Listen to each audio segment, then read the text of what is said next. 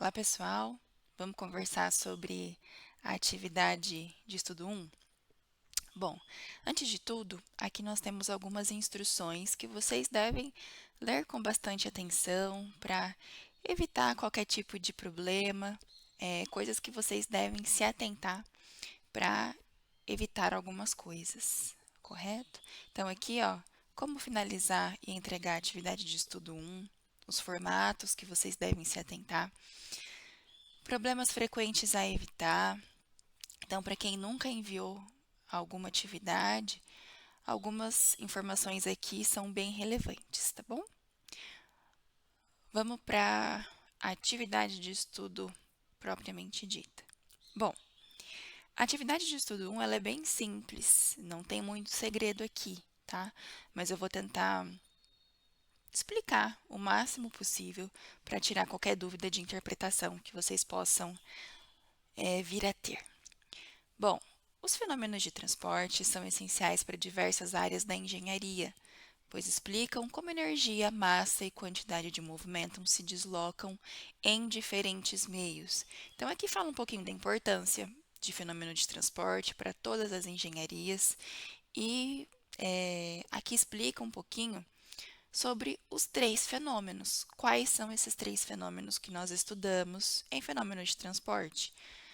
Mecânica dos fluidos, que fala sobre essa quantidade de movimento, transferência de calor, né? Aqui energia e transferência de massa. Aqui a atividade de estudo 1 é dividida em duas partes, parte 1, parte 2. A parte 1 é mais teórica. Então, o que foi solicitado aqui para vocês? Foi solicitado para explicar o conceito de fenômenos de transporte, descrevendo como as forças motrizes, gradientes e tendência ao equilíbrio se relacionam dentro desse contexto. Então, aqui vocês vão explicar basicamente o que é fenômeno de transporte, o que é estudado, qual que é o principal conceito. E aí vocês vão explicar tudo isso envolvendo alguns outros conceitos, algumas outras palavrinhas.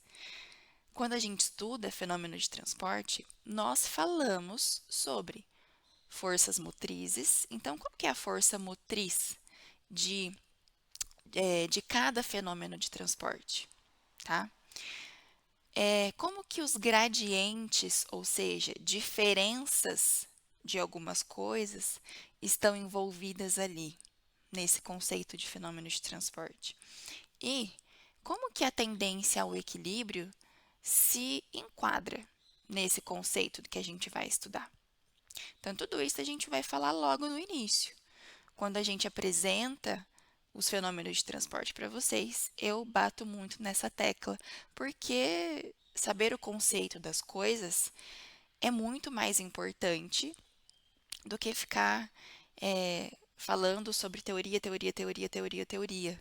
Sem saber o conceito, não tem como a gente colocar na prática, que é o importante, tá certo?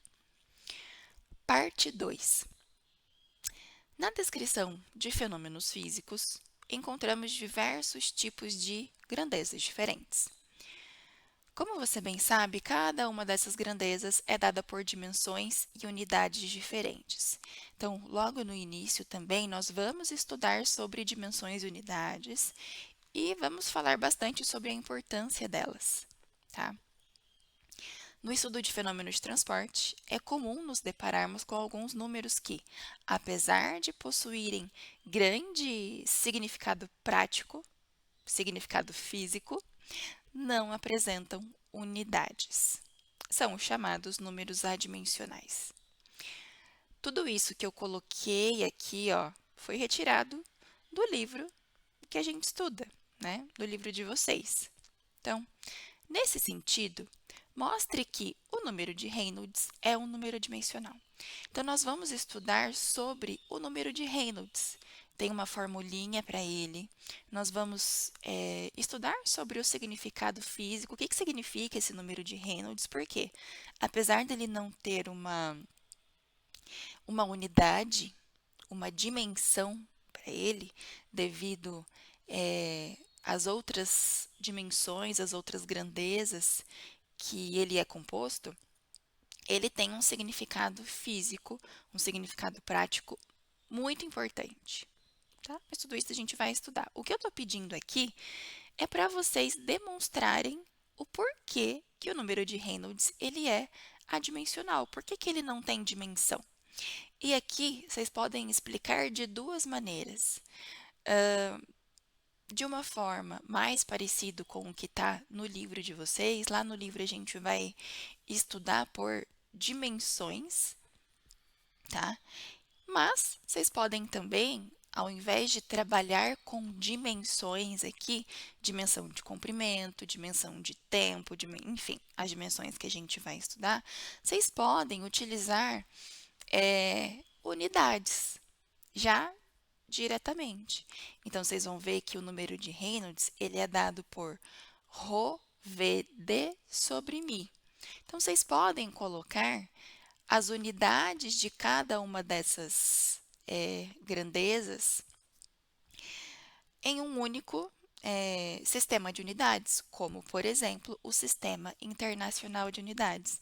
Se vocês trabalharem com as unidades de cada grandeza, vocês vão ver que o número de Reynolds ele é adimensional. Então, aqui vocês podem mostrar, né, demonstrar aqui que o Reynolds é adimensional por essas duas formas, apenas por dimensão e apenas por unidades propriamente dita.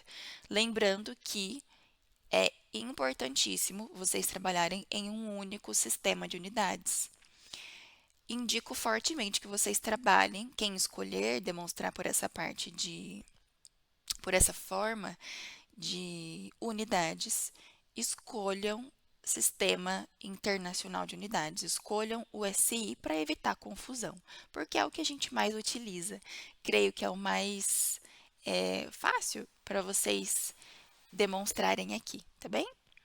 Bom, atividade de estudo 1 bem simples, mas qualquer dúvida, os professores mediadores estão à disposição e eu também estou à disposição, tá bem? Grande abraço!